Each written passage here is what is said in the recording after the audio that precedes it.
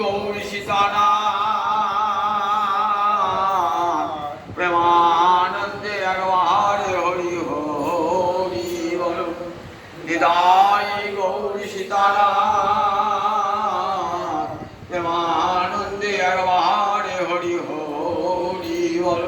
নিতাই গৌরী সীতানাথ প্রেমানন্দে একবার হরি হরি বল। রাধা দামোদর জয় রাধা দামোদর জয় রাধা দামোদর জয় রাধা দামোদর জয় রাধা দামোদর জয় রাধা দামোদর। গোবিন্দের চরণে আমার কোটি কোটি দণ্ডবত প্রণিপাত।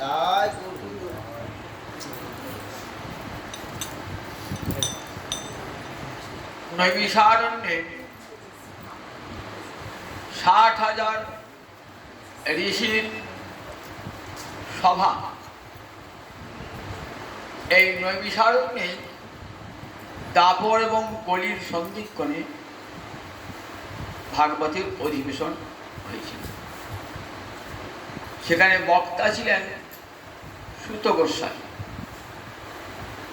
আসল নাম ছিল উগ্র সভা ঋষি। বাবার নাম ছিল রোমহর্ষণ ঋষি। বলরামের করুণায় এই উগ্রসভা ঋষি কৃষ্ণ কথা বলার সামর্থ্য অর্জন করেছিলেন। সুত গোস্বামী যখন হরি কথা বলবেন স্থির করেছেন, ঠিক সেই সময় শৌনক ঋষি, সমস্ত ঋষিদের যিনি প্রতিনিধি মুখপাত্র, তিনি একটা প্রশ্ন করে বসেছেন। বলছেন, হে ঋষিবর, হে ঋষিবর, তোমার গুরুদেব তো সাক্ষাৎ ব্রহ্মভূত, ব্রহ্মানন্দে মগ্ন মুক্ত পুরুষ, জীবন মুক্ত পুরুষ। সুখদেব, সুত গোস্বামীপাদ সুখদেবকে নিজের গুরু বলে স্বীকার করছে। বলছে, তোমার গুরুদেব তো ব্রহ্মনিষ্ঠ, ব্রহ্মানন্দের মগ্ন এবং জীবন মুক্ত পুরুষ, তার তো আর কোনো সাধনার প্রয়োজন নাই। সাধনা করেন কারা? যাদের সিদ্ধি লাভ হয় নাই তারা সাধনা করবে, আর যারা সিদ্ধ হয়ে গেছেন তাদের তো আর সাধনার দরকার নেই। তাহলে তোমার গুরুদেব তো সিদ্ধ পুরুষ, জীবন মুক্ত। দু রকমের মুক্তি আছে, বিদেহ মুক্তি আর জীবন মুক্তি। বিদেহ মুক্তি কি দেহটা থাকে না, ভগবানের সঙ্গে বিলীন হয়ে যায়, তাকে বলে বিদেহ মুক্তি। আর বেঁচে আছেন সে অবস্থা মুক্ত অবস্থা, তাকে বলে জীবন মুক্ত পুরুষ। তা তোমার গুরুদেব তো জীবন মুক্ত পুরুষ, তাহলে পিতা ব্যাসদেবের কাছে আবার কেন শ্রীমদ্ ভাগবত অধ্যয়ন করতে গেলেন? সিদ্ধ পুরুষ, আবার তার সাধনার প্রয়োজন কি ছিল? ভাগবত শ্রবণ তো একটা সাধনার পর্যায়ে পড়ে, সাধনার পর্যায়ে পড়ে। 64 সাধন ভক্তির মধ্যে একটা সাধন হলো হরিকথা শ্রবণ। তা সাধন করবে কারা? আমাদের সিদ্ধি লাভ হয় নাই, তাই সাধন করতে হবে। তার তো সাধন হরিকথা শোনার জন্য সাধনের প্রয়োজন ছিল না। তখন সুত গোস্বামীপাদ উত্তরটা দিচ্ছে, আত্মা রামাশ্চ মুনয় নির্গ্রন্থপি গুরুক্রমে কুর্বন্ত অহৈতুকিং ভক্তি ইত্থম্ভূত গুণ হরি। আমার গুরুদেব আত্মারাম তো ব্রহ্মভূত প্রসন্নাত্মা ন শোচতি ন কাঙ্ক্ষতি, গীতায় বলা আছে 8 অধ্যায়। যখন ব্রহ্মভূত হয়ে যায়, ব্রহ্মভূত প্রসন্নাত্মা, আত্মা প্রসন্ন, একবারে ব্রহ্মের ব্রহ্মবিদ ব্রহ্মৈব ভবতি। ন শোচতি, শোক থাকে না, কোনো কিছুর আকাঙ্ক্ষাও তার আর থাকে না। এই অবস্থায় সুখদেব পৌঁছে গেছে। আত্মারাম অর্থাৎ আত্মাতেই সুখ অনুভব করছে। যেমন মানে সুখ অনুভব করা। আমরা যেমন দেহারাম, পাকাটা ঘুরছি বলে দেহা আরাম পাচ্ছি। ক্ষুধা পেয়েছে, কোনো ভালো জিনিস খেলাম, জিহ্বার আরাম হলো। কানে একটা ছেলের চাকরির সংবাদ পেলাম, ছেলের পরীক্ষা পাশের সংবাদ পেলাম, কানের আরাম হলো। মধুর সঙ্গীত শুনলাম, কানের আরাম হলো। আমরা ইন্দ্রিয় আরাম, দেহারাম, আত্মারামটা সহজে আমরা বুঝতে পারি না বাবা। দেহ, ইন্দ্রিয়, মন, বুদ্ধি। দেহের পর কি আছে? ইন্দ্রিয়, তারপরে মন, তারপরে বুদ্ধি, তারপরে আত্মা। গীতা পড়ি দেখবেন পরিষ্কার তৃতীয় অধ্যায়। দেহের পর ইন্দ্রিয়, ইন্দ্রিয়ের পর মন, সমষ্টি, তারপরে বুদ্ধি, তারপরে আত্মা। সেই আত্মায় পৌঁছে গেছেন কারা? যারা ব্রহ্মভূত। সেই আত্মায় পৌঁছে গেছেন আত্মারা, আত্মার আনন্দে বিভোর হয়ে রয়েছে। মুনায়ম, কাদিকে মুনি বলে যারা সব সময়ে মনন করছেন। মনন মানে চিন্তন, সবসময় স্মরণ করা। আমরা বুদ্ধি তো সবসময় ব্রহ্মধারী মগ্ন রয়েছে। মুনায়ম নির্গ্রন্থা মানে আর হৃদয়ের গ্রন্থি নাই, সংসার বন্ধন তাদের আর সব বন্ধন ছিন্ন হয়ে গেছে। কে কারোর সঙ্গে কোনো সম্পর্ক নাই। এই অবস্থাটির নাম নির্গ্রন্থ। গ্রন্থি মানে গিট। আপনার সঙ্গে আপনার ছেলের, আপনার মেয়ের, আপনার স্বামীর, আপনার স্ত্রীর এমন গিট বলল যে তাদের একটু সামান্য দুঃখ কষ্ট হলে আপনারও দুঃখ কষ্ট হয়েছে। একে বলে গ্রন্থি। সুখদেব তো সে গ্রন্থি বের নাই, গ্রন্থি ভিন্ন করে ফেলেছেন, নির্গ্রন্থ। কিন্তু তা হলো এই আত্মারাম মুনিগণ পর্যন্ত কৃষ্ণ কথার এত মাধুরী যে আত্মারাম যারা, সংসার বন্ধন যাদের ছিন্ন হয়ে গেছে, যারা সব সময় গোবিন্দ স্মরণে মননে নিযুক্ত হয়ে রয়েছেন, তাদেরও কৃষ্ণ কথা শুনবার রুচি জন্ম। পূর্বন্তী অহৈতুকিক ভক্তি, তাদের কোনো প্রয়োজন নাই। সাধনা করে মুক্তির জন্য, কিন্তু মুক্ত পুরুষ, আর তো সাধন দরকার নেই, ওই সাধনের প্রয়োজন নাই। তথাপি কি হয়? পূর্বন্তী অহৈতিক, কোনো কিছু প্রয়োজনের জন্য নয়, কৃষ্ণ কথা শুনতে তাদের ভালো লাগে। কৃষ্ণ কথা শুনতে তাদের ভালো লাগে। অহৈতুকিক ভক্তি, ইত্থভূত গুণগুলি। গোবিন্দের এমনই লীলা মাধুরী। পরব্রহ্ম আজ বৃন্দাবনে এসে গোপ বালক হয়ে, রাখাল বালক হয়ে মাঠে গোচারণ করছে। এই লীলা শুনতে কার না ভালো লাগে বলুন দেখি? সুখদেবেরও চিত্ত আকৃষ্ট হয়ে গেছে যে আমি যে পরব্রহ্মের ধ্যানে মগ্ন, সেই ভগবান বৃন্দাবনের মাঠে রাখাল সেজে গরু চড়াচ্ছে। মা যশোদা তাকে বন্ধন করছে। একটা দধি ভাণ্ড ভেঙেছে বলে মা যশোদা তাকে বাঁধছে। জগতের কেউ যাকে বাঁধতে পারে, বাঁধা তো দূরের কথা, ছুটে পড়ে না। যত বাচ নিবর্তন্তে অপ্রাপ্য মনসা সহ, বেদ বলছেন দেখো মনের মতন দ্রুতগামীতে কেউ নেই। আমি বসে পাঠ শুনছি তো, আপনার ছেলে কলকাতা আছে, দেখ মনটা কলকাতা চলে গেছে, মনটা কলকাতা চলে গেছে, শুনছেন আছেন কাটোয়া। তাহলে মনের মতন দ্রুতগামী জগতের কেউ নেই। যোগীরা কি করেন, ঋষিরা কি করেন? তাদের সেই মনটা গোবিন্দের কাছে পাঠিয়ে দেন, যাও মন গোবিন্দের কাছে চলে যাও, তপস্যারই তক মন। কিন্তু সে মনটাও যেতে পারে না, সে মনটাও ফিরে আসে। আপনি যত স্তব স্তুতি করছেন, সে স্তব স্তুতিটাও সেখানে পৌঁছাচ্ছে না। যত বাচ নিবর্তন্তে অপ্রাপ্য মানে না পেয়ে কোনো সাহস মনের সঙ্গে আর ফিরে আসে। আর সেই ভগবানকে মা যশোদা দড়ি দিয়ে বেঁধেছেন, দড়ি দিয়ে বেঁধেছেন, তাই তো তার নাম দামোদর হয়েছে, দড়ি দিয়ে বেঁধেছেন। এই লীলা সত্যি দেখেছেন, ব্রহ্ম ধ্যানে মগ্ন সুখদেবেরও বড় অন্তর আগুন হয়ে উঠেছে। এমন লীলা যে ব্রহ্মের ধ্যানে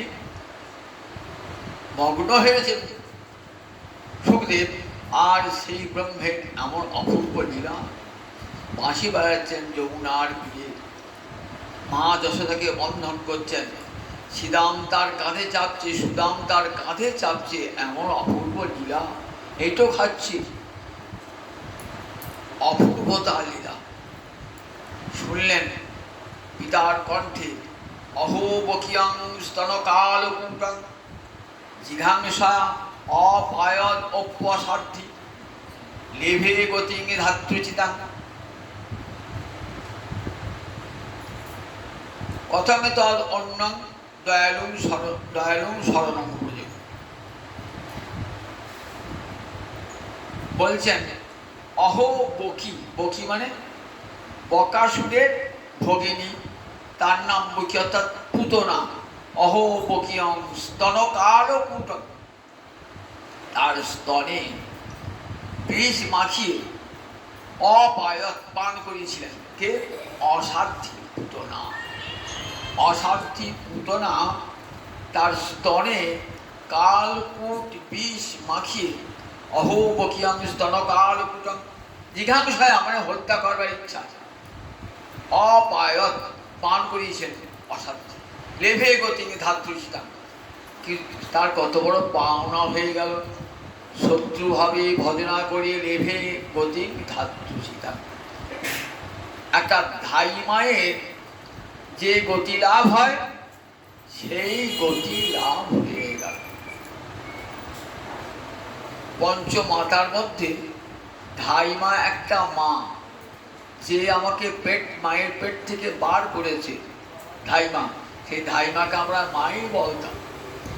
তাই সেই মায়ের সমান সে, তাই মায়ের সমান গতি লাভ করলে ভে ধাত্রুচিতা গতি তত অন্য কংবা দয়ালু শরণং যেমন। আচ্ছা, গোবিন্দের মতন এমন করুণাময় জগতে আর কে আছে? যখন কানে সুখদেবের এই কথাটা প্রবেশ করেছে না, সুখদেব ব্রহ্মধ্যান ভেঙে গেছে, ব্রহ্মধ্যান ভেঙে গেছে যে এতখানি কৃপা ভগবানের হয়। ব্রহ্মধ্যান তাতে কৃপার পরস্পর না। ব্রহ্ম কেমন?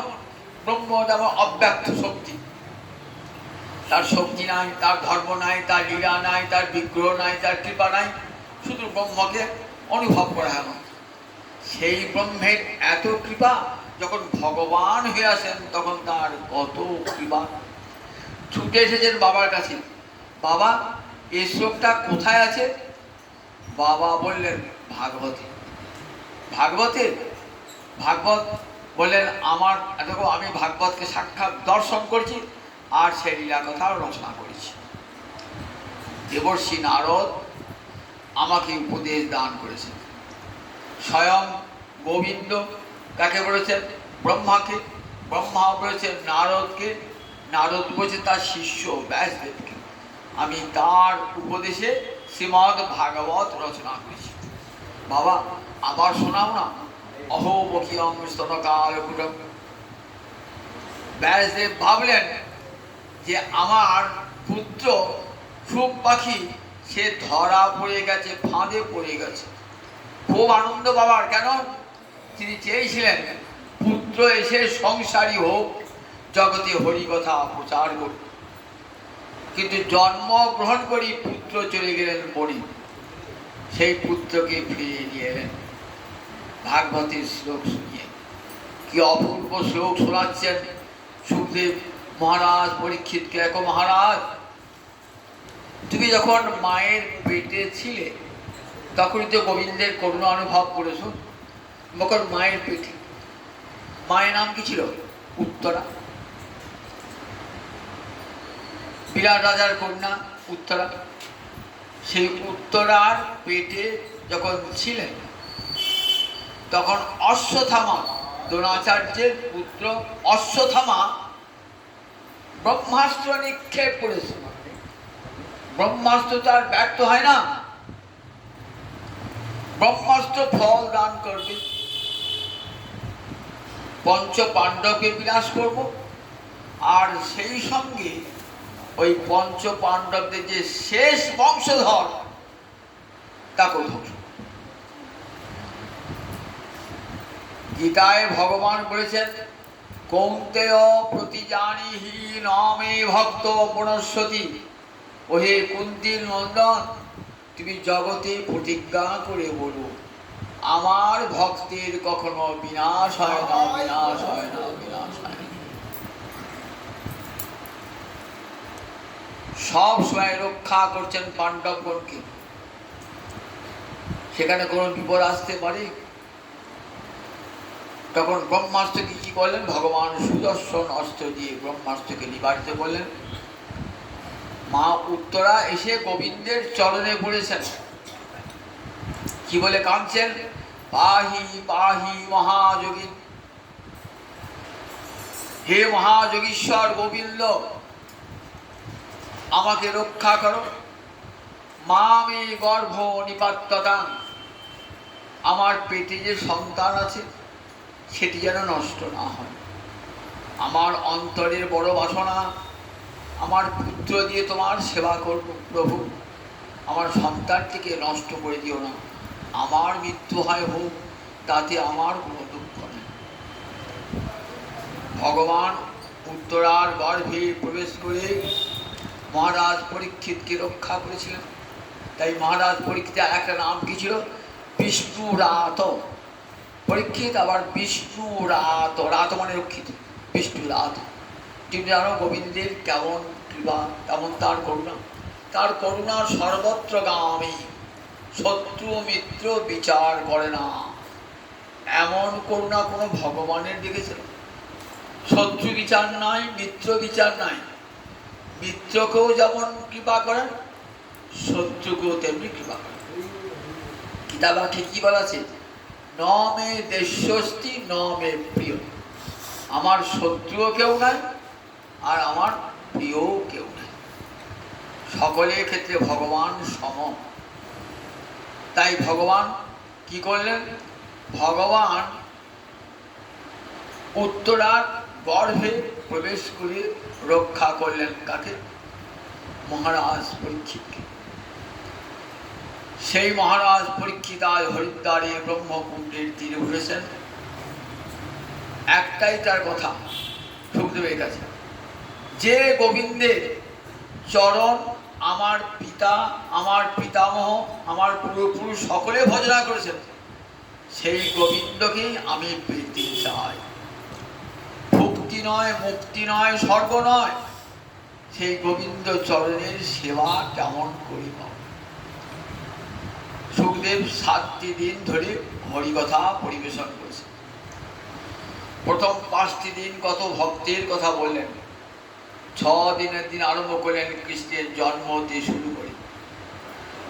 তখন কৃষ্ণের বয়স 6 দিন, 6টা দিন বয়স। তখন সেই সময়তে কংস যখন কি করলেন, জন্মকালে যখন কন্যাটিকে নিয়ে এসে আজ দিয়ে ফেলে দিলেন, কন্যাটি অষ্টভুজ 8টা বাহুযুক্ত দুর্গা মূর্তি ধারণ করে বললেন, তোমারে বধিবে যে গোকুলে বাড়িছে সে, তুমি আমাকে মেরে তুমি কি করবে, তোমার হন্তা ইতিমধ্যেই জন্মে গেছে। কংসের তো তখন থেকেই চিন্তা, কোথায় জন্মালো আমার শত্রুটা, কোন বাড়িতে জন্মালো আমার শত্রুটা। মনে মনে দিন রাত ভাবেন, দিন রাত চিন্তা করেন কোথায় গেল। তখন কি করলেন, পুতনাকে বলছেন, পুতনা একটা কাজ করতে পারবি, মথুরা মণ্ডলে 10 দিনের মধ্যে যত শিশু জন্মিয়েছে না, সব শিশু রক্ত থেকে পান করতে হবে, চিবিয়ে চিবিয়ে খাবিয়ে। পারবি এটা করতে? পুতনাকে বলছে। বলে হ্যাঁ মহারাজ আমি পারব, তবে কিন্তু রাক্ষসী বেশে গেলে হবে না, রাক্ষসী বেশে গেলে হবে না, তুই লক্ষ্মীর বেশে যাবি, যাতে তোকে বিশ্বাস করে সবাই। রাক্ষসী বেশ দেখলে সবাই ভয়ে আতঙ্কিত হয়ে তোকে বাড়ি ঢুকতে দেবে না। বললেন বেশ মহারাজ, আমি তো রাক্ষসী, আমি যখন যে খুশি রূপ ধারণ করতে পারি, আমি রাক্ষসীও হতে পারি, আবার লক্ষ্মীর মূর্তিও ধারণ করতে পারি। এদিকে নন্দ মহারাজ গেছেন কোথায়? নন্দ মহারাজ গেছেন কংসকে কর দিতে, ট্যাক্স দিতে। কারণ বৃন্দাবন তো কোনো স্বাধীন রাজ্য নয়, মথুরা মণ্ডলের অধীন একটা ছোট রাজ্য, তাকে কর দিতে হতো। ভাবছেন বহুদিন করটা দেওয়া হয় না, খাজনা দেওয়া হয় না, দিয়ে আসি, আর কংসকে একটু সন্তুষ্ট করে আসি। সেই জন্যে কিছু দুধ ছানা নিয়ে গিয়েছেন, নিয়ে গিয়ে কংসকে কর দিয়েছেন, দুধ ছানাও দিয়েছেন। ভাবলেন ভাই বসুদেবের সঙ্গে আবার দেখা করে যায়। বসুদেবের সম্পর্কে ভাই, মাটা আলাদা বাটে, পিতা তাদের একই। গেলেন তখন বসুদেব তো কারাগারে, হাতে পায়ে হাত পা বাঁধা। বসুদেব বলছেন ভাই তুমি এসে ভালো কাজ করো নাই, কেন জানো যে কোনো মুহূর্তে বিপদ ঘুরে বেড়াচ্ছে, তুমি শীঘ্রই বাড়ি চলে যাও, দেখবে কোনো অঘটন ঘটে গেছে। তাই নাকি? তুমি কি জানলে? বলে আমি টের পেয়েছি, তুমি শীঘ্রই যাও। ছুটে আসছেন নন্দ মহারাজ, কোনো রকমের করটা মিটিয়ে দিয়ে ছুটে আসছেন। আর এদিকে সেই ফাঁকে নন্দ মহারাজ নাই তো, সেই ফাঁকে ঢুকেছেন নন্দালয়। যত 10 দিনের কম বা 10 দিনের বেশি যত শিশু জন্মিয়েছেন না, সব শিশু রক্ত পান করেছেন পুতনা। ঘুরতে ঘুরতে সবাই তো ভয়ে আটকে উঠেছেন, ঘুরতে ঘুরতে নন্দালয়ে প্রবেশ করেছেন। নন্দালয় যখন যাচ্ছেন না, তখন পোশাকটি কেমন সুন্দর পোশাক, একেবারে লক্ষ্মী, হাতে লক্ষ্মীরা যেন পদ্ম ফুল থাকে না, দেখতে কি অপূর্ব সুন্দরী, হাতে পদ্ম ফুল। সবাই ভাবছেন বৈকুণ্ঠ থেকে লক্ষ্মী নেমে এলো। নন্দালয়ে যখন প্রবেশ করেছে না, মা যশোদা রোহিণী সবাই পরস্পর গভীরা বলে দেখ তোর ছেলে কত ভাগ্যবান দেখেছিস, বৈকুণ্ঠ থেকে লক্ষ্মী নেমে এলো দেখ। মা ভাবছেন আমার ছেলের গায়ে একটু হাত দেয় না, তাহলে আমার ছেলের পরমায়ু অনেকদিন বাঁচবে। মায়ের একটা বড় ভয়, কারণ ছেলেটা আমার 8 মাসে জন্মিয়েছে, তো মনে হয় পরমায়ু কম হয়। 8 মাসে তো পুষ্টি হয় না ছেলে, 8 মাসেই জন্মিয়ে গেছে। মায়ের অন্তরে সব সময় ভয়, ছেলেটা বোধহয় আমার মরে যাবে, সব মায়ের অন্তর হয়। একবার যদি লক্ষ্মী গায়ে হাত দিয়ে দেয় না, তাহলে আমার ছেলেটা দীর্ঘজীবী হবে, এই মনে ধারণা। এসেছে তো সন্ত্রস্ত্রী, ভাবলে কি সৌভাগ্য, আজ গোপাল এসেছে বলে বৈকুণ্ঠে লক্ষ্মী নেমে এলেন আমাদের বাড়িতে। বলছে হ্যাঁ যশোদা, তোর ছেলে তো বেশ সুন্দর হয়েছে দেখতে, সুন্দর হয়েছে, একবার করে নিই কেন? হ্যাঁ হ্যাঁ নাও, করে নাও। বলে তো নিয়েছেন, যখন বলে যাবেন না, দেখেছেন 6 দিনের শিশু, 6 দিনের শিশু হলে কি হবে? ভগবত্তা তো যায় না। ভগবান যখন যে রূপে জন্মান না কেন, মৎস্য কুর্ম বরাহ যে রূপে জন্মান না কেন, ভগবানের ভগবত্তা সব সময় ভগবানের সঙ্গে থাকে। সুখদেব বলছে মহারাজ অব্যাহত ঐশ্বর্য, ভগবানের ঐশ্বর্য ব্যাহত হয় না। 6 দিনের শিশু হলে কি হবে? যে পুতনাকে দেখেছেন না, তখন কি করেছেন? 2টি চোখ মুদ্রিত করেছেন। এই যে 2টি চোখ মুদ্রিত করলেন না, এর যে কত অর্থ করেছেন গোস্বামী পাদেরা। কেন চোখ দুটো বন্ধ করলেন? কেন বললেন শোনো, চোখ দুটো কেন বন্ধন করে মুদ্রিত করেছেন? ভগবান বিষ্ণু বৈষ্ণবের বিদ্বেষী যারা, যারা বিষ্ণু অপরাধী, বৈষ্ণব অপরাধী, তাদের মুখ দর্শন করতে নাই। শাস্ত্রে বলেছেন যারা ভগবত বিমুখ তাদের মুখ দর্শন করো না। যে দেশে নিতাই নাই সে দেশে না যাও, নিতাই বিমুখ জনার মুখ না হেরিব, নিতাই বিমুখ জনার মুখ না হেরিব। বললেন দেখো, যে লোক ভগবত বিদ্বেষী, যে নিতাই বিমুখ, ভগবত বিমুখ, তার মুখ দেখতে নাই। ভগবান জগৎকে শিক্ষা দান করছেন। তাই ভগবান এই কি করেছেন, দুটি চোখ মুদ্রিত করেছেন। আর বলছেন না না, শিশু যদি কোনো অজানা লোক দেখে না, কি করে, ভয়ে চোখটা মুদ্রিত করে দেয়, ভয়ে চোখটা মুদ্রিত করে দেয়। তাই গোপাল ভয়ে 6 দিনের শেষ তো ভয়ে চোখটা মুদ্রিত করেছে। বলছে না না, চিন্তা করছেন যে ওতে এসেছে মায়ের বেশে, আমাকে এখনই দুধ খাওয়াবে, দুধ বিষ খাওয়ানোর নামে দুধ খাওয়াবে, দুধ খাওয়ানোর নামে বিষ খাওয়াবে। তাহলে দেখো আমাকে তো কিছু দেবে, সেই বিষই দেখ আর দুধই দেখ, তাহলে বিনিময়ে আমাকে তো কিছু দিতে হবে। কেউ কিছু দিলে আমরা তার প্রতিদান দিই, তাহলে কি দেবো ভগবান চিন্তা করছে। তখন চিন্তা করে আমরা কি করি, চোখ দুটো মুদ্রিত করে থাকি, খুব গভীর ধ্যান করছি, তখন চোখ দুটো বুঝে বুঝে ভাবি কি করবো কি করবো। ভগবান যেন চোখটি মুদ্রিত করে ভাবছেন কি দান দেওয়া যায় আজকে অতিথিকে, মনে মনে ভাবছে। আবার ভাবছেন আমি যদি চোখ খুলে তাকাই না, তাহলে ওই যে কপট বেশটা, লক্ষ্মীর বেশটা না, ওই লক্ষ্মীর বেশটা দূর হবে, রাক্ষসী বেশটা ফুটুক। তাহলে কি হবে, আমার মা যশোদা এইখানে মূর্ছে প্রাণ পরিত্যাগ করবো, মাকে হারাবো আমি, ভয়ঙ্কর বিভৎস রূপ ধারণ করবে। আমি তাকালেই কিন্তু ওই কপট বেশ রাখতে হবে না। সেন চোখটা মুদ্রিত করছে।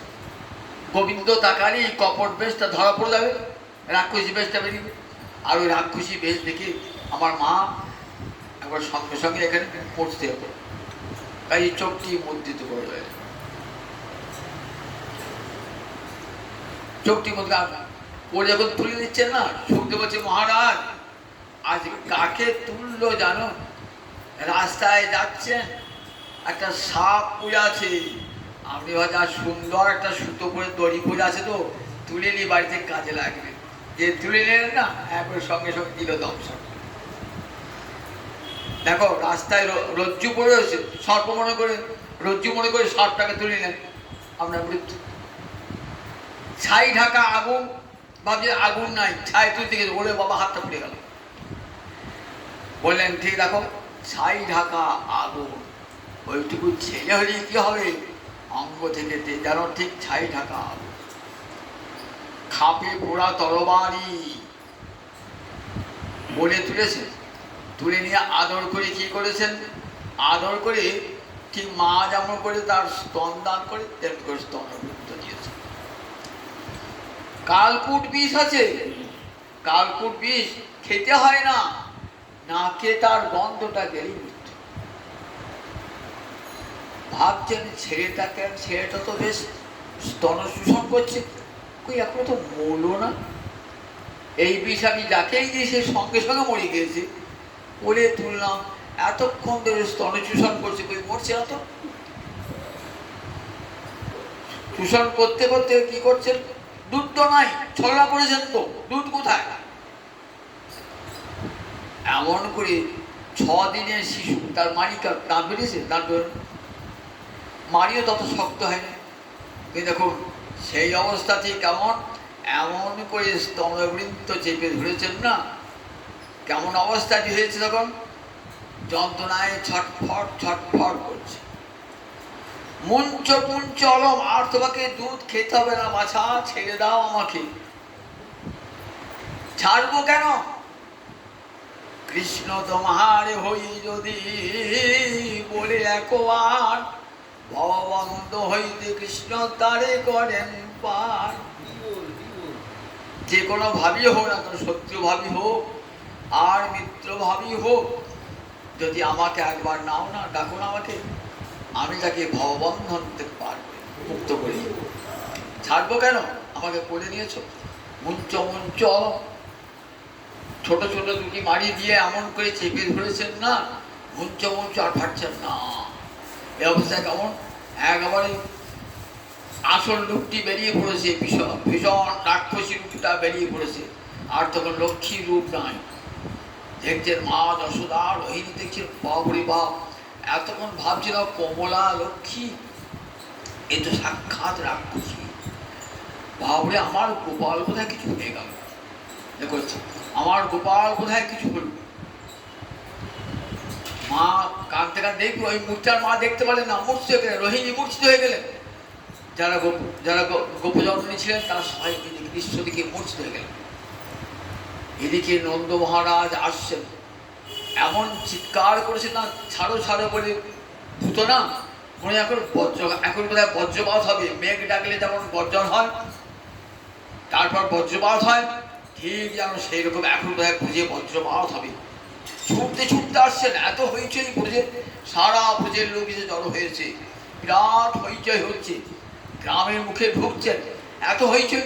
ঠিক বসুদেব জানতে পেরেছিলেন, বসুদেব যে সাক্ষাৎ ভগবানের পিতা, তো বসুদেব জানতে পেরেছিলেন অমঙ্গল হবে, অকল্যাণ হবে, বসুদেব জানতে পেরেছিলেন, ঠিকই বলেছিলেন।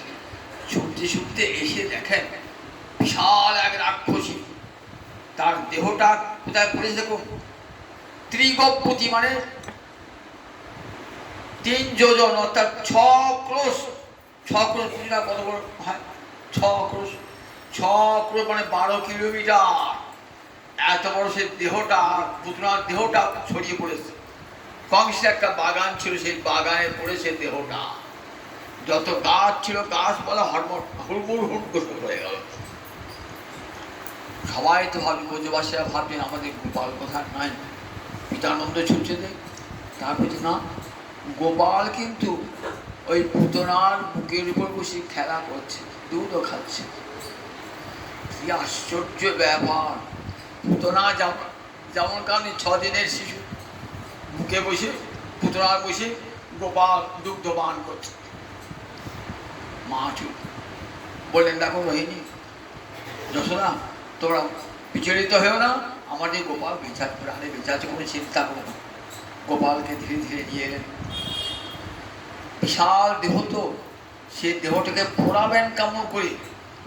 চিতা তো চাপাবার জায়গা নেই, অত বড় চিতা তো হয় না। 6 ক্রোশ যার দেহটা ভরেছে, তাকে কোন চিতায় চাপাবেন? তাকে অত বড় চিতা হয়? তাহলে কি করতে হবে? তাহলে কেটে কেটে, ফুল দিয়ে কেটে কেটে দেহটাকে কেটে কেটে চিতায় বসাচ্ছে। বিশাল জিহার। এদিকে মা যশোদা ছুটে এসছেন।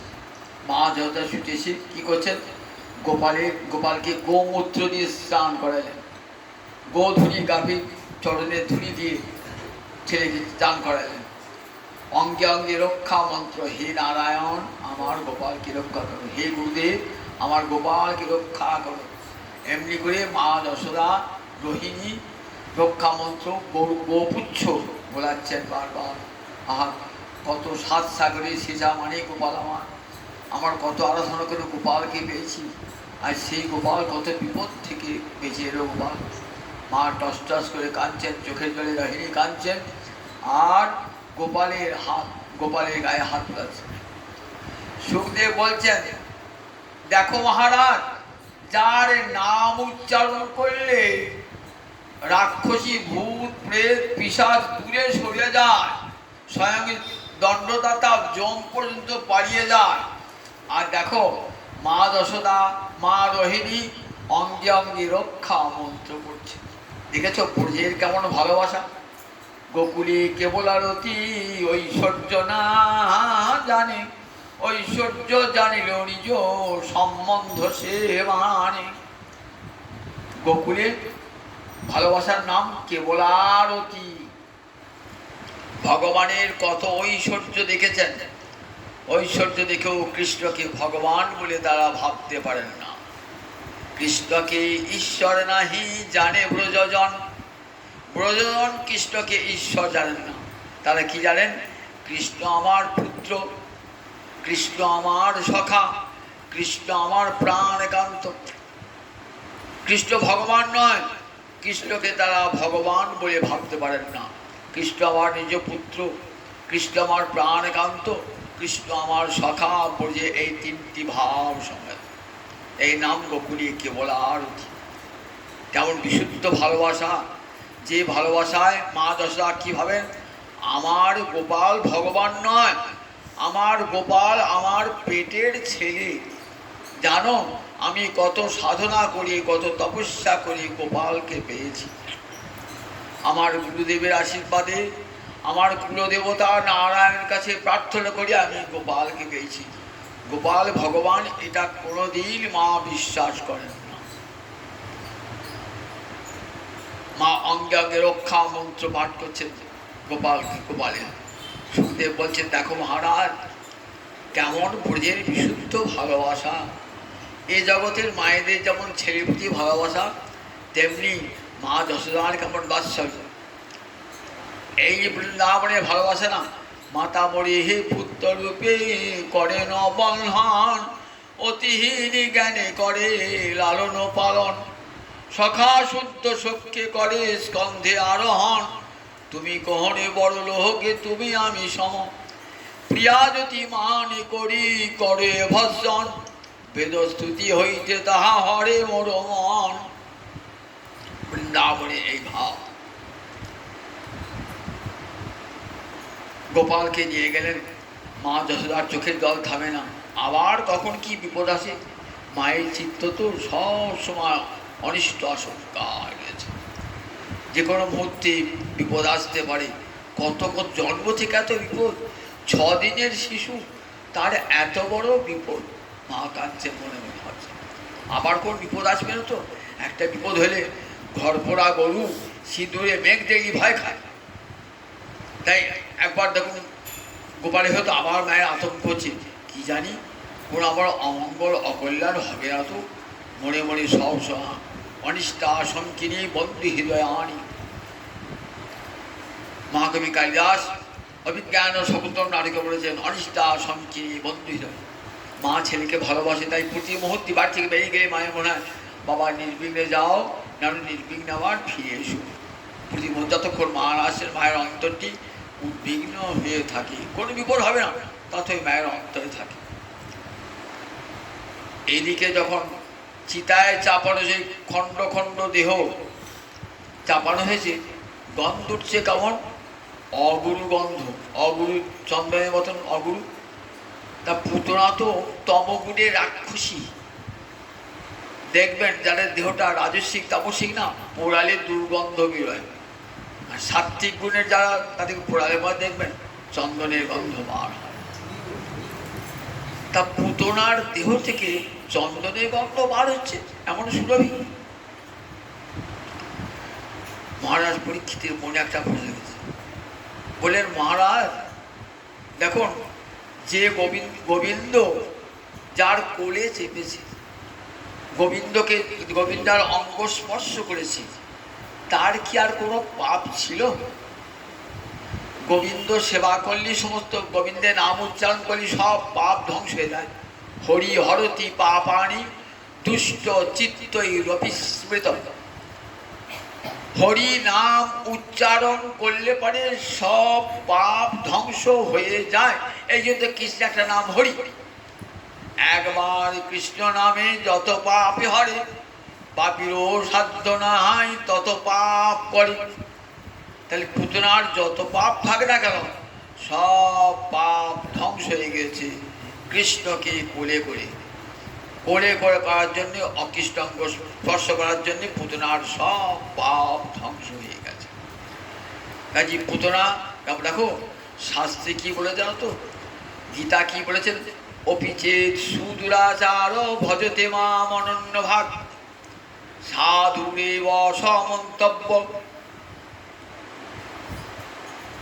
বললেন অতি দুরাচার সেও যদি আমার ভজন করে, সেও যদি আমার ভজন করে, সাধুরেব সমন্তব্য, তাকে সাধু বলে মনে করবে, সাধু বলে মনে করবে। একটা লোক দীক্ষা নেওয়ার পর মাতাল হয়ে গেল, দুশ্চরিত্র হয়ে গেল, তাহলে তাকেও সাধু বলতে হবে? হ্যাঁ, ভগবান তাকেও সাধু বলবে। কি করে সাধু বলবো? মদ খেয়ে রাস্তায় পড়ে আছে লোকটা, লম্পট লোকটাকে সাধু বলবে কি করে? বলে তাকেও সাধু বলবে। পরেই বলছেন, ক্ষিপ্রং ভবতি ধর্মাত্মা সৎসৎ শান্তি নিগচ্ছতি। দেখো তাড়াতাড়ি সব পাপ ওর ধ্বংস হয়ে যাবে। ফ্যান চলছে, সুইচটা টিপে দিলেন, বন্ধ হয়ে গেল, সঙ্গে সঙ্গে ফ্যানটা করা বন্ধ হয়? 5 মিনিট সময় লাগে, তারপর ফ্যানটা স্থির হবে। বলে দেখো দেখো গুরুমন্ত্র যখন কানে গিয়েছে না, ওর সব পাপ ধ্বংস হয়ে গেল। কৃষ্ণ ভক্তির বীজ যখনই কানে গিয়েছে না, সব পাপ ধ্বংস। ক্ষিপ্রং ভবতি ধর্মাত্মা, সে সেগুলো ধর্মান ভাবে সৎসৎ শান্তি গৃহচ্ছতি, চির শান্তি সে লাভ করবে। বিজয় কৃষ্ণ গোস্বামী তার একটা গ্রন্থে বলছেন যে দেখো একটা রাস্তা দিয়ে একটা বনের মধ্যে একটা লোক যাচ্ছে, দেখছে একটা বড় সিংহ বেরিয়ে গেল। তারপর দিন যাচ্ছে, আবার দেখছেন একটা হাতি বেরিয়ে গেল, মাতা হাতি। আবার আপনি গেলেন, দেখছেন যে সে একটা বাঘ বেরিয়ে গেল। আবার যে একটা বড় সর্প বেরিয়ে গেল।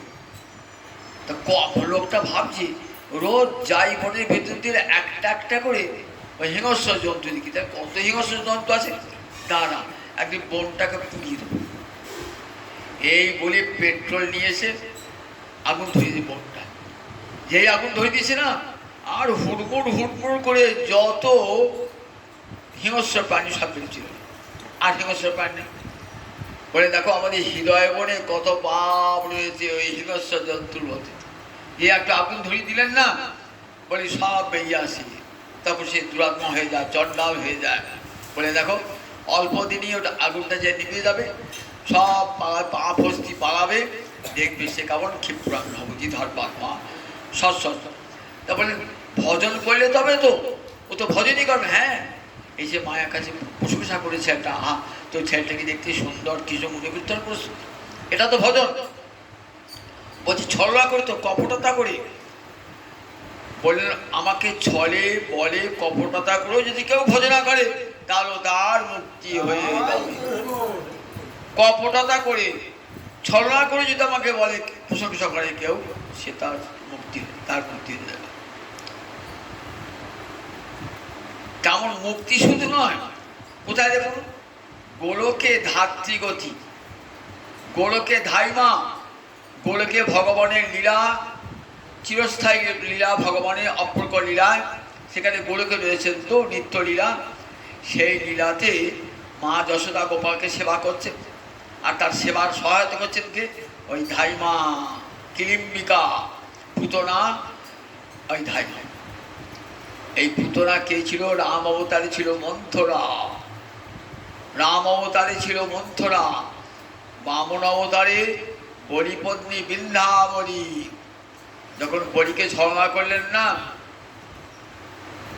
তখন প্রথম যখন বামনকে দর্শন করছেন বৃন্দাবনী বলিপত্নী, তখন আহা এমন সুন্দর ছেলেটা আমার হতো, খুব আদর করতাম। যখন বলিকে পাতালে নিয়ে গেল না, তখন বলছে এমন ছেলে পেলে বিষ খাই পাঠিতাম। দুটি ভেবেছিলাম তো, দুটি হল। দেখুন ছেলে বলে করে করে আদরও করেছেন, আবার বিষ খায় মারবার চেষ্টা করেছেন। সেই বলিপত্নী বৃন্দাবনী মন্থরায় আবার এসেছেন পুতনা রাক্ষসী রূপী। তাকে এবার তার গতি হয়ে গেল হতারি গতিদায়ক। কেন হলো? সুখদেব উত্তর দিচ্ছেন। অবাক হয়ে গেছেন মহারাজ পরীক্ষিত, এত পাপিষ্ঠ, তাকে তার তো নরক গতি হওয়া উচিত ছিল, তাকে এমন গতি দিলেন কেন? সুখদেব বলছে মহারাজ, একটা লম্ফ আগুন প্রদীপ জ্বলছে, একটা শিশু গিয়ে যদি প্রদীপে হাত দেয়, তাহলে প্রদীপ হাতটা তো পুড়ে যাবে। আপনি যদি প্রদীপটাকে বলেন প্রদীপ তোমার জ্ঞান নাই, সেটা হাত পুড়ে দিলে প্রদীপ বলবে আমার স্বভাব, আমাকে যে স্পর্শ করবে সেই পুড়ে যাবে। গোবিন্দ কিছু আছে, গোবিন্দ তুমি এমনটাকে নরক না ঘাঁটিয়ে থেকে গোলক দিলে, গোলক পাঠালে, বলে আমার স্বভাব যেন কেন উপায় ন মনোকৃষ্ণে নিবেশ হয়, আমাকে যদি কেউ গাল দেয় তারও মুক্তি হয়ে যায়, আমার অঙ্গে যদি কেউ আঘাত করে তারও মুক্তি হয়ে যায়, আমাকে যদি কেউ শত্রুভাবে ভজনা করে তারও মুক্তি হয়ে যায়। যে রকম উপায়, যে কোনো উপায়ে মনটা যদি একবার কৃষ্ণে নিবিষ্ট হয়ে যায়, আমি যে নিরাবরণ ব্রহ্ম, ওই আগুনটা যেমন হাত দিলেই বলবে, আগুনটা বলবে আমার কি দোষ, আমাকে হাত দিতে পড়বে।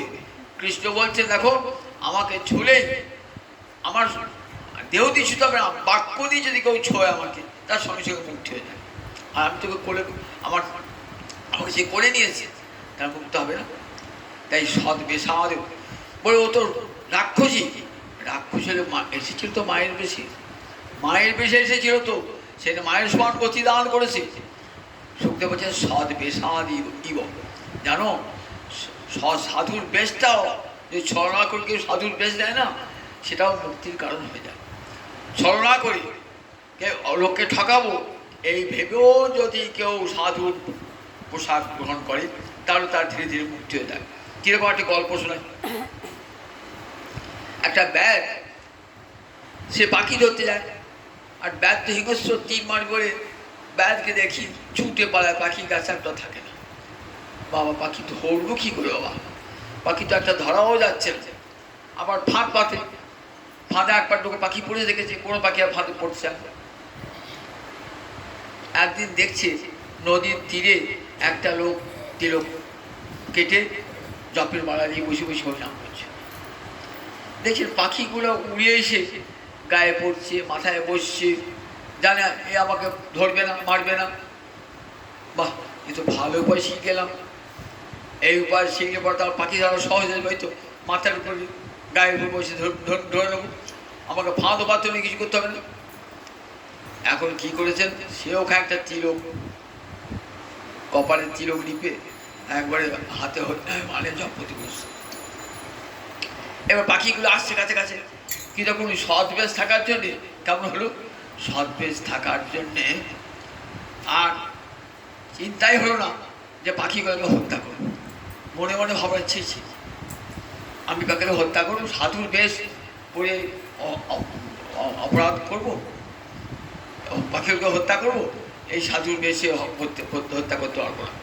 সাধুর বেশটা করার যখন মনে কারো পরিবর্তন হয়ে গেল, সাধুর কত পরিবর্তন হয়ে গেল সাধুর, সে সত্যিকারের সাধুর কাছে গেল, আমাকে দীক্ষা দাও।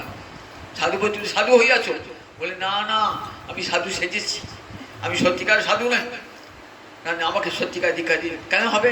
তা বলে দেখলাম সাধুর কি গুণ, নকল সাধু হয়েছিলাম তাতে এই গুণ, আসল সাধু হলে কি না হবে। আমার দাদু একটা গল্প পাঠ করতে গিয়ে সেই গল্পটা শোনাবে। কালুয়া কহে ভেগ বড় দয়া, রাজার বিশাল সরোবর, রাজবাড়ির মধ্যে বিশাল সরোবর, একদিন একটা জেলে তার নাম কালুয়া, সে রাজার সরোবরে মাছ ধরতে গিয়েছে, জাল ফেলেছে, রাজার তো প্রহরী আছে, এই কে মাছ ধর চিৎকার করেছে, এই জানি ধরা পড়ে গেলাম, মানুষ ধরা পড়ে গেলাম। এ ভালো ভালো জানি রাজ লোকটা তো, লোকের মাছ ভাই কি উপায়, মাছ ভাই একটা সাধুর বেশ ধরতে হবে। রাজা খুব কৃষ্ণ ভক্ত, সঙ্গে সঙ্গে কী করছে, এঁটেল মাটি তিলক লাগিয়ে,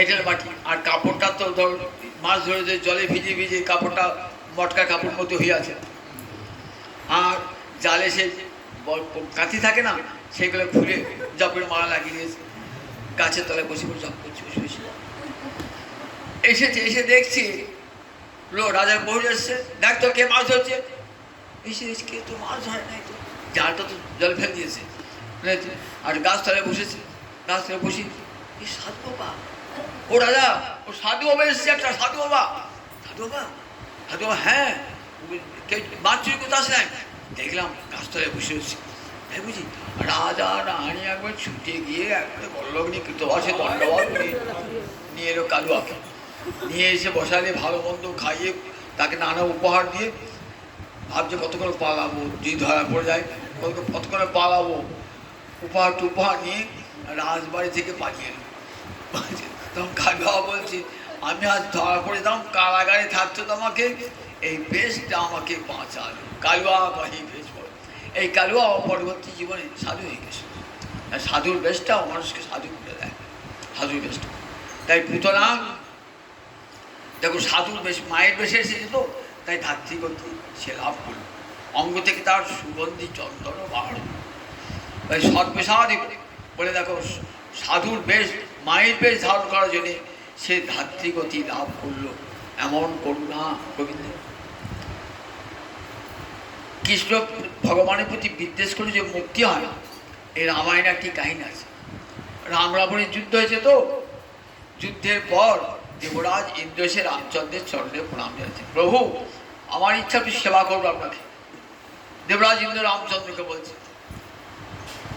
বলছে ঠিক আছে সেবা করতে চাও তো, তার কাজ করে, আমার অনেক বানর সেনা মারা গিয়েছে, তুমি অমৃত বর্ষণ করো, আমার বানর সেনার মধ্যে বেঁচে ওঠে। তা ইন্দ্র তো উপর থেকে অমৃত ছিটাবে, অনেক বানর সেনাও মরিয়ে পড়ে আছে, রাক্ষস সেনাও মরিয়ে পড়ে আছে। তা অমৃত বাড়ি সব জায়গাতেই পড়বে, রাক্ষসের গায়েও পড়বে, বানর সেনাদের গায়েও পড়বে। যখন অমৃত সিঞ্চন করছেন উপর থেকে, তখন অবাক হয়ে রামচন্দ্র যে বানর সেনাগুলো সব বেঁচে উঠল, রাক্ষস সেনাগুলো একটু বেঁচে উঠল না, একজনে বেঁচে উঠল না। তখন দেবরাজ ইন্দ্র বলছেন, একই অমৃত দুরকম কাজ করলো কেন? আমার সেনারা সব বেঁচে উঠল, আর রাবণের সেনারা সব কেউ বেঁচে উঠল না। তা বলছেন, শুনবেন প্রভু, আপনাকে তো বলার কিছু নাই, সাক্ষাৎ জ্ঞানঘন বিগ্রহ। যখন জানতে চান আমার মুখ দিয়েই যখন কথাটা বার করবেন, শুনুন। আপনার সেনারা বেঁচে উঠল কেন জানেন? তারা রাবণকে মারো, রাবণকে মারো, রাবণকে মারো, তাই তার মুক্তি হয়নি। আর রাক্ষস সেনারা কি বলছে? রামকে মারো, রামকে মারো, রামকে মারো বলেছে। ওই রামকে মারো বলেছেন তো তাদের মুক্তি হয়ে গেছে, আর রাবণকে মারো বলে তার মুক্তি হয় নাই। তাই দেখুন, রামকে মারো এটা বললেও মুক্তি হয়ে যায়, ওই রাক্ষস সেনা সব সৈন্যরা সব মুক্তি লাভ করলো। এই শুনতে বলছেন, দেখো মহারাজ, সৎ বেসাদিল স্তনং দত্ত্বা, স্তন দান করে ওই যে ওটাই সেবা হয়ে গেল, ওটাই সেবা হয়ে গেল। ওই যে বিষ খাওয়ালেন না, ওটাই সেবা হয়ে গেল, বিষটাই তো অমৃত হয়ে গেছে। যখন কারাগারে রয়েছেন প্রহ্লাদ, হিরণ্যকশিপু তার স্ত্রী কয়াদিকে বলছেন, ছেলেকে বিষ খাওয়াও, ও ছেলেকে বেড়ে দাও। মা কি করবেন? আমি যদি রাজার কথা না শুনি, রাজা তো আমাকে তাড়িয়ে দেবে বাড়ি থেকে। এক বাটি বিষ নিয়ে গেছে, প্রহ্লাদকে দিয়েছে। প্রহ্লাদ বলছেন, মা একটা তুলসী পাতা দাও, নইলে তো গোবিন্দ খাবে না, আমার গোবিন্দ খায় না তুলসী পাতা ছাড়া। মাটা তুলসী পাতা লুকিয়ে লুকিয়ে এনে দিয়েছে।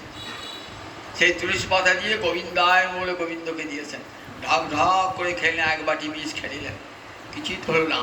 বললেন, বিষ তখন আর বিষ থাকে না, বিষ অমৃতম, বিষ তখন অমৃত দিয়ে গেছে। ধর্ম অধর্ম ধর্ম হয়ে যায়, ধর্ম বিষ অমৃত হয়ে যায়, শত্রু মিত্র হয়ে যায়।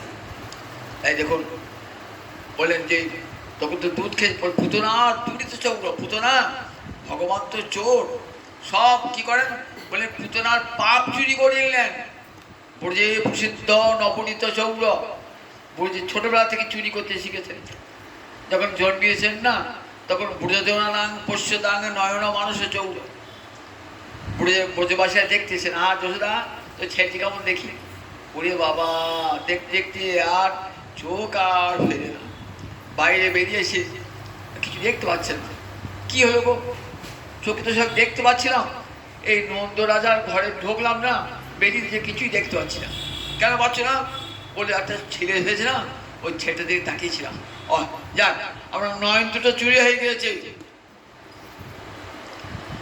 একজন এসে বলছেন, আমার কেবল ভুল হয়ে যাচ্ছে, ওই নন্দ রাজার বাড়ি গেলাম তো, সব মনে থাকতো, ভুলে সব ভুলে আছে। কোথায় গেছেন? নন্দ রাজার বাড়ি গেছেন, কাকে মনে মনে চিন্তা করেছিলেন? ওই ছেলেটার কথা চিন্তা করছি, ওই কালো ছেলেটা। ও, তার আমার মনটাও চুরি হয়ে গেছে।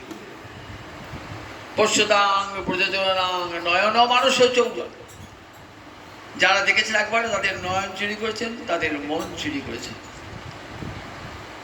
ব্রজবধূনাং দুকুল চৌর, ব্রজবধূদের বসন চুরি করেছেন। আবার পুতনা দুরিত চৌর, পুতনার দুরিত মানে পাপ, পুতনার সব পাপ। দেখ তোর বিষও খাবো আর সেই সঙ্গে তোর পাপও খেয়ে নেবো সব। মনত দেহি নাহাং পাপ কর্ষণ, যে একবার গোবিন্দ চরণকে প্রণাম জানায় আর তার পাপ থাকে না, সমস্ত পাপকে আকর্ষণ করে। প্রণাম না জানালেও যদি গোবিন্দকে মনে মনে স্মরণ করেন, বলেন তার সমস্ত পাপ। পুতনা তো স্মরণ করে নাই, কিন্তু পুতনা সত্যভাবে এসেছেন তো মনটাতে দিয়েছেন, তাই তার সব পাপ পুতনা দূরিত চোখ। সেই পুতনার পাপ চুরি করলেন, তাই বলছেন চৌরাগ্র গণ্যং শিরসা নামামি। ওগো চোরের রাজা, তোমাকে আমি প্রণাম জানাই, মাথা ঠুকে প্রণাম জানাই। পুতনার পাপ চুরি করলেন, জগৎকে দেখালেন। কি শিক্ষা পেলাম জগন্নাথকে? বলছেন দেখো কি শিক্ষা দিলেন ভগবান। পুতনা বলছে দেখো গোবিন্দ এমন করুণাময় না, তার কাছে পাপী আর পুণ্যবান বলে কিছু নাই। বৃন্দাবনে লোকে যায় ভজন করতে, আর 6 দিনের শিশু বৃন্দাবনে গেছেন পুতনা কি জন্যে? কৃষ্ণকে বধ করতে। ফিরে আসছেন, আপনি ভজন করতে যাবেন তো, বৃন্দাবনে যাবেন তো, মনে মনে ভাবছেন যে বৃন্দাবনে যাবার অধিকার আমার আছে তো, আমি যে বৃন্দাবনে যাচ্ছি। পুতনা আস্তে আস্তে বলছেন কি ভাবছো গো? ভাবছি বৃন্দাবনে যাওয়ার অধিকার আছে। বলে হ্যাঁ আছে। তুমি না হয় ব্রাহ্মণ নয়, ক্ষত্রিয় নয়, শূদ্র নয়, বৈশ্য, কিন্তু আমি কি জানো? আমি ব্রাহ্মণ, ক্ষত্রিয়, বৈশ্য, আমি রাক্ষসী সাক্ষাৎ। তোমরা আমিষ খেলো, শিশুর রক্ত তো খাও না। আমার খাদ্য কি জানো? শিশুর রক্ত। আমি শিশুর রক্ত খাই। দেখো শিশুর রক্ত খেয়ে শিশুর গলা টিপে মেরে যদি আমি গোবিন্দের কৃপা পাই, তোমরা এমন কি পাপ করেছো গো যে গোবিন্দ পাবে না? তাই জগৎকে জানান দিচ্ছে দেখো গোবিন্দ আমার কত করুণাবান। প্রথম দান তো, প্রথম দান বলে দান বেশি হয়ে গেছে। কিরকম ভোজ ভাজের দান না, প্রথম বাচ্চা সবাই খেতে চায়, কারণ বেশি বেশি পড়ে, কথা বেশি বেশি পড়বে। এবার যত শেষ যাবার জিনিসপত্র কমে আসবে তো কম কম পড়বে, সবাই চায়। যাদের নিমন্ত্রিত ব্যক্তি তাদের কোনো ভয় নাই, তারা নিমন্ত্রণ কাগজ দেখিয়ে ঢুকে পড়বে, নিমন্ত্রণ পত্র দেখিয়ে ঢুকে পড়বে। কিন্তু কিছু লোক আছে তাদের নিমন্ত্রণ কেউ করে না, তারা ভিকিরি, রবাহুত, অনাহুত এসে দেখবে আমার বাড়িতে ভোজ আছে তো, রাস্তা সব কিছু আছে। ভাবছি যদি মালিকা একটু সদয় হৃদয় হয়, শেষ কাজ যদি বেরোতে থাকে আমাদেরকে দেবে, এই আশা নিয়ে আছে। এখন দু একটা লোক চালাক আছে, ও লোকে ফিরে মাঝে ঢুকে পড়ে, তার নিমন্ত্রণ পত্র দেখায় না, ঢুকে পড়ে। ঢুকে পড়ে সব বসে পড়েছে, অন্য লোকের সঙ্গে খাওয়াচ্ছে, সমান হয় খাওয়াচ্ছে। দেখছি অন্য নিমন্ত্রিত লোককে যেমন খাওয়াচ্ছে আমাকে তেমনি খাওয়াচ্ছে। তখন লোকটা খেয়ে এসে যদি বলে হ্যাঁ গো তোমাকে তাড়িয়ে দেয় না তো? বলে না না বাবু কি ভালো মানুষ না, জানো তো ওই সবাইকে যেমন খাওয়ালো আমাকে তেমনি খাওয়ালো, আমাদেরকে খাওয়াবে। হ্যাঁ তোমাদেরকেও খাওয়াবে, চিন্তা করো না, তোমাদেরকেও খাওয়াবে। দেখো আমার মতন পাপিষ্ঠ জগতে আর কেউ নাই। আমি যখন কৃষ্ণের কৃপা লাভ করেছি, কৃপা প্রসাদ পেয়েছি, ওই রবাহুত, অনাহুত, পাপিষ্ঠ, দুরাচারী, তোমরাও গোবিন্দের করুণা। এই শিক্ষাটা আমরা পেলাম এই পুতনা মুখ্য লীলা ভগবান দেখালেন। পাপি হও, তাপি হও, যাই হও না কেন, ভগবানের কাছে তার বিচার নাই। সমস্ত পাপ তাপ ভগবান দূর করে নেয়। গোবিন্দ একবার তার করুণা হলে সমস্ত পাপ ধ্বংস করে নেয়। পুতনার মতন পাপিষ্ঠ জগতে আর কেউ নাই। মা হয়ে আমি শিশুর রক্ত পান করেছি, আমার মতন অপরাধী জগৎ আর কেউ। জগৎ অনেকে নরঘাতক আছে, নরহত্যা করে, কিন্তু মা হয়ে শিশুর হত্যা, এত ওরা পাপ করেছি, তাকেও গোবিন্দ করুণা করেছেন। সুতরাং তোমাদের সবাইকে করুণা করবে, তিনি যে করুণাময়। কংবা দয়ালু শরণং ব্রজেম, আর কোন দয়ালুর শরণ গ্রহণ করবো বলো তো? এমন ঠাকুর জগতে আছে যে বিষ দিলে অমৃত দেয়, দিল বিষ পেল অমৃত, গোলকে ধাত্রী। তাই কৃষ্ণলীলা আত্মারাম ও গণাকর্ষণ, যারা আত্মারাম তাদেরকেও আকর্ষণ করে কৃষ্ণলীলার এত মাধুরী। 6 দিন থেকে তার আরম্ভ হয়ে গেল করুণা। 6 দিন থেকে জগৎকে দেখালেন দেখো ভগবান কত করুণাময়, করুণা নিয়েই পৃথিবীতে যখন এসেছেন না, করুণায় অবতীর্ণ, করুণায় অবতীর্ণ হয়েছে, তার থেকে আসার দরকার নাই, প্রয়োজন নাই। কেন এলেন? জীবকে করুণা করবার জন্য। করুণার মূর্তি ভগবান। তাই আর কাকে ভজন করবো? গোবিন্দ ছাড়া জগতে আর ভজনীয় কি আছে যে বীজ থেকে অমৃত দেয়? সেই তাই চৌরাগ্র করুন নাম, তুমি আমার চিত্ত হরণ করে নাও ঠাকুর, আমার পাপ তাপ সব হরণ করে নাও, আমার দেহ মনের সব হরণ করে নাও প্রভু। আমি যেন তোমার চরণে চিরকালের জন্য সর্বস্ব নিবেদন করতে পারি। জয় নিতাই, জয়।